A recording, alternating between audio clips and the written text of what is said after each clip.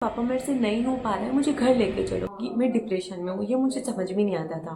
12th तक NCERT कभी देखी भी नहीं थी। भोपाल का एमबीबीएस कॉलेज मुझे मिल रहा था। मैंने 11 को छोड़ने का डिसीजन लिया कि अब कि मैं खुद को कुछ करना लूँ था। मुझे पंखा देख के डर लगने लग गया था।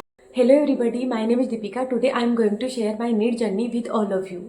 एंड मेरी नीट जर्नी को आप लोगों के साथ अभी फाइनल ईयर में आकर पे शेयर करने का सबसे बड़ा रीजन ये है कि मेरे रिलेटिव में 2 गर्ल्स हैं जो अभी नीट की कोचिंग कर रही है। एक का 3rd ड्रॉप है एंड एक का 4th ड्रॉप है।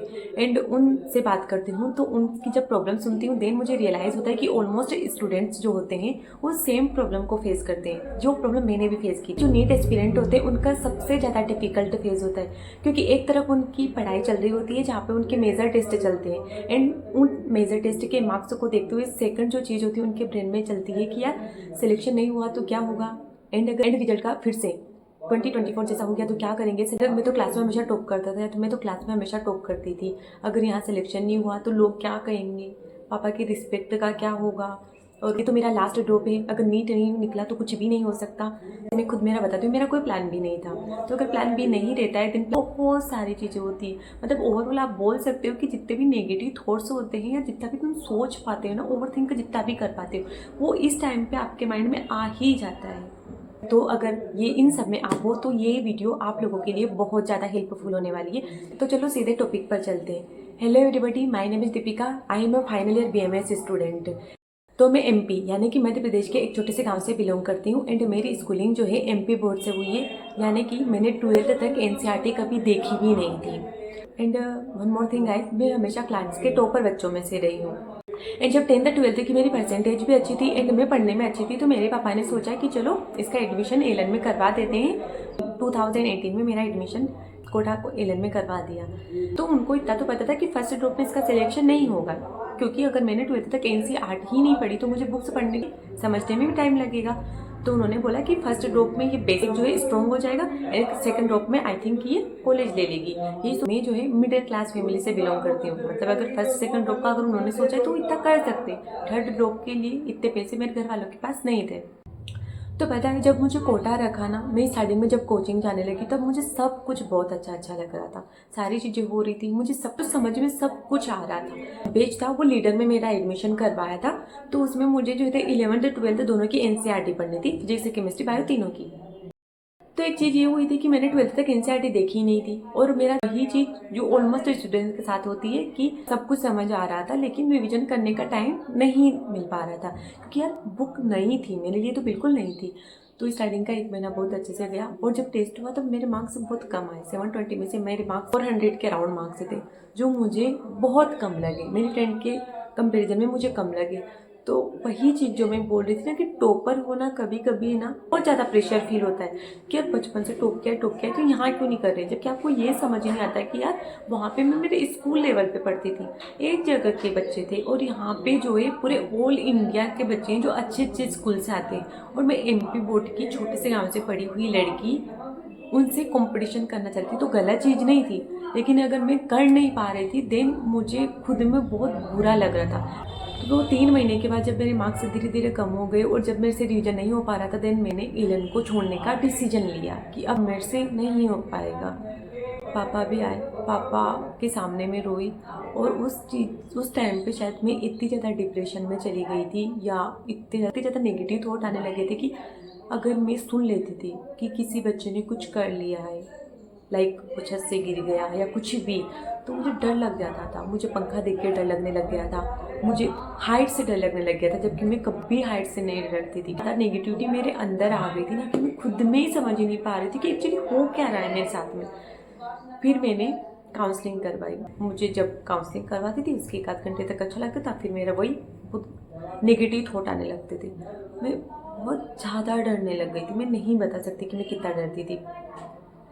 उसके बाद जब मुझे उससे कुछ नहीं हुआ, फिर मैंने डिसाइड किया कि मैं ट्रीटमेंट करवाती हूँ। तो मैंने नीता जिंदल मैम से ट्रीटमेंट करवाया। मैं डिप्रेशन में हूँ, ये मुझे समझ में नहीं आता था। तो मैंने ट्रीटमेंट करवाया, मैम ने बताया। तो उन गोलियों को खाने से मुझे नींद आने लगी। अब नींद आने लगी तो जो मैं डेली का कंप्लीट कर पा रही थी ना, वो भी मुझसे नहीं हो पा रहा था। बस मैंने बोल दिया कि पापा मेरे से नहीं हो पा रहा है, मुझे घर लेके चलो। मैं घर भी चली गई, एलन पे कॉल भी कर दिया। पापा ने मेरी हालत देखते हुए बोला कि चलो रहने देते हैं, तेरे से बड़े पेरेंट्स के लिए वही होता है ना कि बच्चे से बढ़कर तो कुछ भी नहीं है। बेशक एलन में कॉल किया, एलन वालों ने मना कर दिया कि नहीं, आपका रिफ़ंड नहीं होगा, आपको पैसे बिल्कुल भी नहीं मिलेंगे। 1,10,000 उस टाइम पे मेरी फीस थी, जमा हुई थी, उसमें से कुछ भी नहीं देंगे। उसके बाद मैंने डिसाइड किया कि नहीं पापा, मैं फिर से कोटा जाऊँगी। मैं कोटा गई और फिर से मैं पढ़ने लग गई। उसके बाद ऐसे ही रोना धोना मेरा चलता रहता। मैं रोती रहती थी, पढ़ती रहती थी, रोती रहती थी, पढ़ती रहती थी, यही मेरा चलता रहा। दिवाली पे मैं घर आई, दिवाली पे मुझे 10 दिन की छुट्टी मिली थी, मैं 8 दिन घर रही। फिर मुझे इतना रियलाइज़ हो गया था कि यार जिस घर के लिए मैं इतना रोती हूँ ना कि घर पे पढ़ाई कर लूँगी, वो तो नहीं हो पाएगा। मैं 8 दिन में ही 8 दिन रह के चली गई, छुट्टी ख़त्म होने से पहले चली गई। उसके बाद में 5 मई को मैं एग्ज़ाम देकर घर आई, तो मैंने पेपर मैच कर लिया था, मुझे पता चला था मेरा सिलेक्शन नहीं होगा। रिजल्ट आया, 272 मार्क्स आए, कुछ भी नहीं मिलना था। उसके बाद पापा ने बोला चलो इसको छोड़ देते, कुछ और कर लेते, फील्ड चेंज कर लेते, क्योंकि तू इतनी टेंशन में रही तो मैं नहीं चाहता कि तू और ज़्यादा टेंशन में रहे। पता है उस टाइम पे क्या होता है, मैं एक चीज़ जो अपना है सबके साथ में होती कि यार एक बार अगर अपन पढ़ लेते ना, उन्होंने मेहनत कर ली, जी जान लगाती, तो नहीं इस चीज़ को पाना ही है। सिर्फ मेरे साथ हो रहा था कि नहीं यार, एक बार दिया 272 आए ना, और बढ़ जाएंगे। मैंने तो बहुत ज़्यादा मेहनत की, बस मुझे रिवीजन ही तो करना है। ये सब के अंदर आता है क्या, पढ़ तो रखा है ना, बस रिवीजन ही तो करना है। सेकेंड बार कोटा गई एंड सेकेंड बार में मैंने बहुत अच्छे से मेहनत करी, पर अनफॉर्चुनेटली कोरोना आ गया। मेरे मार्क्स बहुत अच्छे आ रहे थे, सब कुछ अच्छा आ रहा था, कोरोना आ गया, मुझे घर आना पड़ा। एंड जहाँ पे मेरे एलन में टेस्ट की मार्क्स जो है कोटा में 500 550 आ रहे थे, वो घर आकर जब मैं टेस्ट देने लगी तो मेरा मार्क्स जो है वो डिक्रीज़ होने लगा, क्योंकि मेरे घर पे मेरा कोई सिंगल रूम नहीं था। जॉइंट फैमिली है, फार्मर है, तो कोरोना के टाइम पे कोई बाहर नहीं जाता, पढ़ाई का माहौल बिल्कुल नहीं मिल पाया। पेपर दिया, जब पेपर दिया तब मुझे पता था सिलेक्शन नहीं होगा। मेरे मार्क्स आए 421। कुछ भी समझ में नहीं आ रहा था, क्योंकि वही चीज़ थी कि यार मैं इतना पढ़ी हूँ तो मैं इसको कैसे छोड़ दूँ। पापा से बोला एक बार और करूँगी। पापा ने बोला फिर से कोरोना आया बेटा, तो तुम्हारी घर पढ़ाई तो होती नहीं है। मैंने बोला मैं करूँगी, लेकिन पापा ने बोला एडमिशन करवा देते। उस टाइम पर मैंने काउंसलिंग करवाई, मेरा BMS GSC युवा में मेरा एडमिशन करवा दिया और मैंने यहाँ एडमिशन ले लिया। उसके बाद पापा, जब मैं रोई तो पापा ने बोला तो एक बार एडमिशन ले ली, कोरोना की वजह से कॉलेज नहीं लग रहा है, अब खुद से मेहनत कर लेना। खुद से मेहनत भी कर रही थी, तो मेरे अंदर बस था कि कोरोना है तो मैं नहीं होगा सिलेक्शन, क्योंकि मेरे घर पे माहौल ही नहीं था। हाँ, फिर थर्ड बार एग्ज़ाम दिया मैंने और मेरे 487 मार्क्स आए। और 487 मार्क्स आए थे तब मैंने काउंसलिंग करवाई, तो मुझे भोपाल का मेडिकल कॉलेज मिला था, भोपाल का MBBS कॉलेज मुझे मिल रहा। हमारे MP में एक मेधावी योजना होती है, मेधावी योजना से मुझे कॉलेज मिल जाना था, बट 12th में 85% से अब होने चाहिए। पेरेंट्स होती है, उनकी जो इनकम होती है उनका क्राइटेरिया होता है, तो मेधावी के क्राइटेरिया से पापा की जो सैलरी थी ना वो 18,000, ओनली 18,000 ज़्यादा थी। मेरी किस्मत शायद इतनी बेकार थी ना कि 18,000 जो रुपीज़ है उसकी वजह से मैं नहीं आ पाई और मुझे BMSC करना पड़ा। तो मेरे कॉलेज में जो मेरी क्लास के बैचमेट थे उनमें से 460 470 वाले को भी MBBS मिल गया मेधावी से, लेकिन मुझे नहीं मिल पाया, क्योंकि लेकिन सेकेंड ईयर थर्ड ईयर और जैसे कोरोना गया उसके बाद आयुष का जो है मतलब आयुर्वेद का स्कोप जैसे जैसे बढ़ता गया, तो मतलब आज मैं बहुत ज़्यादा खुश हूँ। कोटा के फर्स्ट ईयर का 6 मंथ का जो मेरा एक्सपीरियंस है वो शायद मेरी लाइफ का अब तक का सबसे बुरा फेज था। मतलब उससे ज़्यादा बुरा कोई हो ही नहीं सकता। जब आप अपनी लाइफ को ख़त्म करने का सोच लेते हो, मतलब इतनी नेगेटिविटी आपके अंदर आ जाती है, तो थैंक गॉड, शायद मैं बहुत ज़्यादा थैंकफुल हूँ कि मुझे ऐसे पापा मिले थे जिन्होंने मुझे सही गाइड कर दिया। तो मेरा आपको बताने का मोटिव बस इतना सा ही था कि अगर कॉलेज नहीं मिलता है या सिलेक्शन नहीं होता है तो यार लाइफ ख़त्म नहीं होती है, एक ही ज़िंदगी है, वो भी आप इन सब चीज़ों में ख़त्म कर दोगे क्या? नहीं ना, क्योंकि 25 लाख के राउंड अगर बच्चे बैठे हैं तो उनमें सिलेक्शन मैक्सिमम मान के चलो 90 to 95,000 बच्चों का सिलेक्शन हो गया। 24 लाख स्टूडेंट का क्या जिनका सिलेक्शन नहीं हुआ, तो उनके अंदर कुछ ना कुछ चलता रहता है। अब आप ऐसे कि मेरा लास्ट साल है, तो आपका अगर लास्ट ड्रॉप भी है तो आपका ही नहीं है, आप बहुत सारे हैं आपसे जिनका लास्ट ड्रॉप रहता है।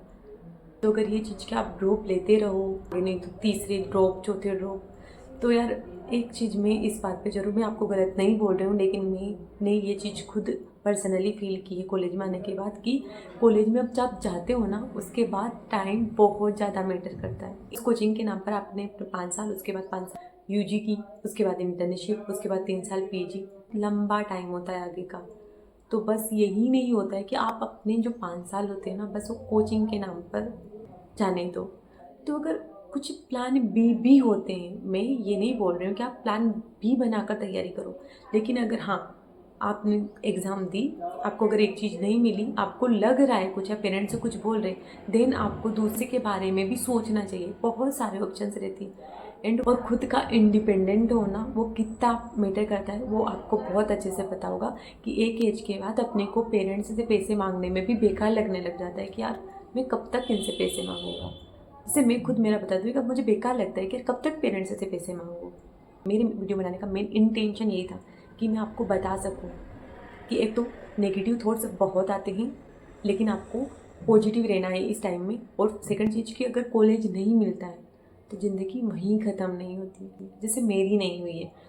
तो गाइस एट लास्ट में यही बोलना चाहती हूँ कि आप अच्छे से पढ़िए, अपना 100% दे दीजिए, कमी कुछ भी नहीं रख रहा हूँ। मतलब मैं अगर बस इतना बोलती हूँ कि सिलेक्शन होता है या नहीं होता है डजेंट मैटर। पता है मैटर क्या करता है कि आपने आपका 100% दिया, आपकी पूरी जी जान लगा दी, पूरी मेहनत कर ली, उसके बाद भी अगर सिलेक्शन नहीं होता है देन आपको ये सोच लेना है कि ठीक है आपके लिए शायद ये चीज़ बनी ही नहीं है, भगवान जी ने शायद कोई दूसरा ऑप्शन, बेटर ऑप्शन शायद आपके लिए रखा है। तो आपको कैसे भी सोच के खुद को पॉजिटिव रखना है। एंड नेगेटिव थॉट्स बहुत सारे आते हैं, और जब नेगेटिव थॉट आते हैं बहुत सारे जो स्टूडेंट होते हैं वो गलत कदम उठा भी लेते हैं। कुछ भी गलत मत करिएगा, क्योंकि अगर सिलेक्शन नहीं होता है तो लाइफ ख़त्म नहीं होती है। और इसका एग्जाम्पल है, मेरी लाइफ ख़त्म नहीं हुई है। मेरी वीडियोस देखोगे आप या कुछ देखोगे जितना मैं इंजॉय करती हूँ लाइफ को, तो आपको पता चलेगा यार ये सब भी है आगे, ये सब भी करना है हमको।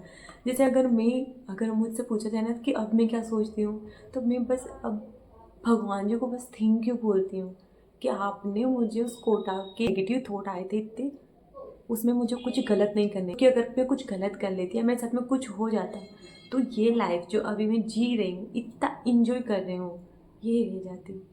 मैं यही बोलना चाहूँगी कि आपकी लाइफ से बढ़कर कुछ भी नहीं है, कुछ भी नहीं। वो लोग जिनका आप इतना सोचते हो उनसे फ़र्क पड़ना ही नहीं चाहिए आपको फ़र्क केवल आपके पेरेंट्स से पड़ना चाहिए। तो अच्छे से पढ़ाई करिए, अच्छे से एग्ज़ाम दीजिए, अपना 100% दीजिए और नेगेटिव थॉट को आने ही मत दीजिए। गाइस वीडियो को यहीं एंड करते हैं। एंड अगर वीडियो पसंद आए तो वीडियो को लाइक एंड चैनल को सब्सक्राइब जरूर कर दीजिएगा। एंड वो सभी को आने वाली नीट एग्ज़ाम एंड अभी जो मेजर टेस्ट चल रहे हैं उनके लिए all the best. Thank you.